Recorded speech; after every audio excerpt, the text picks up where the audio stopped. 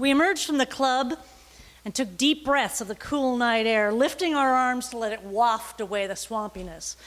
Jonathan Richmond had refused to let the Echo turn on the air conditioning, instead asking us all to give in to the steamy heat and transform from a heaving crowd into a sweating, singing, grinning love fest. It worked. Smiling, Mike and I walked east to my car. Then, as I stood on the curb, he stepped down into the street, trying to bridge our 1-foot height difference and look into my eyes. He took my hands and then a big breath. "If we keep seeing each other, I'm glad that concert will be part of our love story," he said. "That was a really romantic show." I agreed.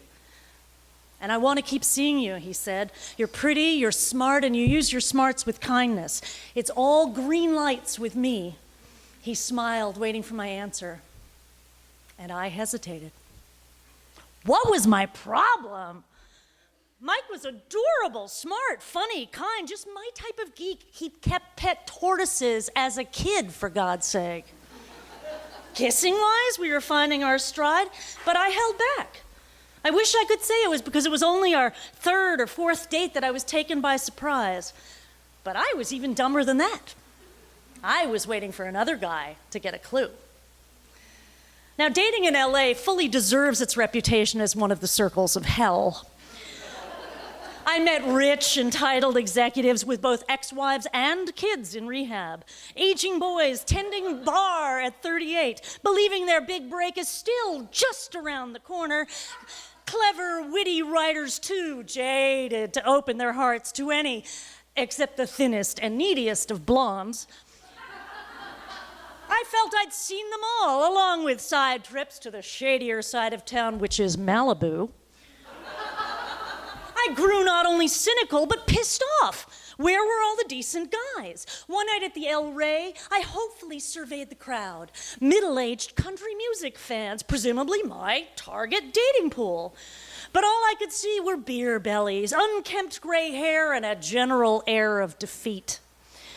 By the time my friend Sue joined me, I had cranked myself into a fury. "I'll never date again," I shouted into her ear. "Look at these guys. I wouldn't give any of them house room." She quickly steered me to the bar and a strong tequila.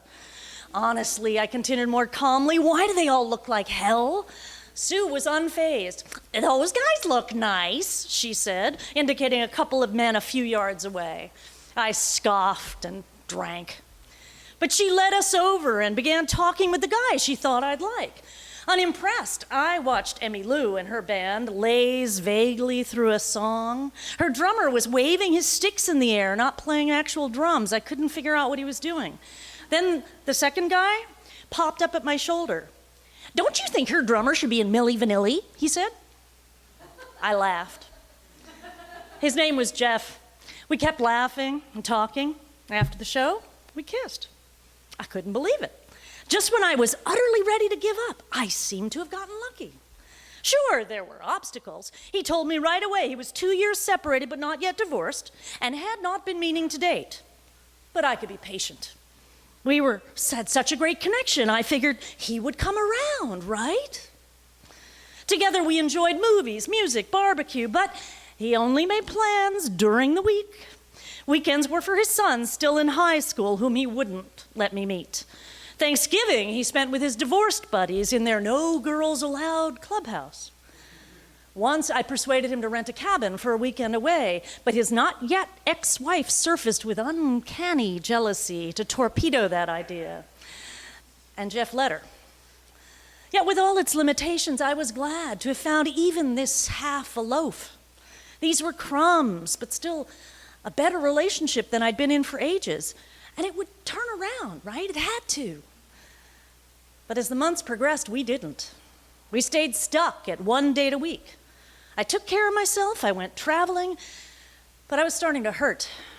I'd finally found someone I enjoyed spending time with, so why did he hold me at arm's length? Once after a great date, I couldn't contain my happiness. "I love you," I ventured. "Don't say that," he snapped. My heart crumpled. I thought I could fight to make love happen. I could make him understand, open up. I know, I'm intense, but is it really so hard for him to love me? Finally, it was spring, and I was planning the first Passover in my new house. When Jeff came over one evening, I invited him again and said his kids were welcome too. He squirmed. Suddenly, I was done. This is ridiculous, I said. We've been enjoying each other's company for nearly a year, and I still don't know if you'll be at my holiday table. I wanted to celebrate a meal together and stop being a side dish. Are you in or out? I asked. I had the possum treed. I can't, he said. You're wonderful, but my heart isn't open. Mine is, I said. I felt calm, as though something had settled in me. I asked him to leave, and he saw I meant it. He said he'd call. I closed the door behind him. I started dating, yet again.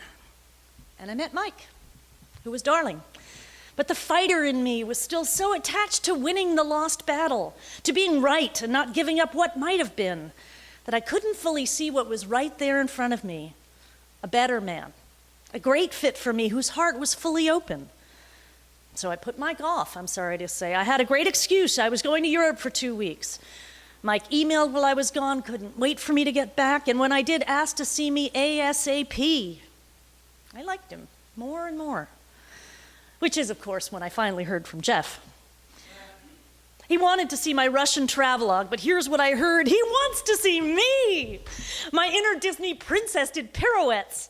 He's going to say he's realized what he's missing, what a dope he's been that he's finally filed for divorce. Heaven hath no rainbows like a woman's deluded hopes. We met for a drink. I put my photos on the bar, told tales of St. Petersburg. He admired the pictures and was glad to see me. But that was it. No come to Jesus revelation. Suddenly my mind was full of Mike and how urgently happy he'd been to see me, how incredibly precious it felt to be invited into his heart compared to the faux casual chit-chat going on here. Without my consciously forming them, the words bubbled up and found my voice.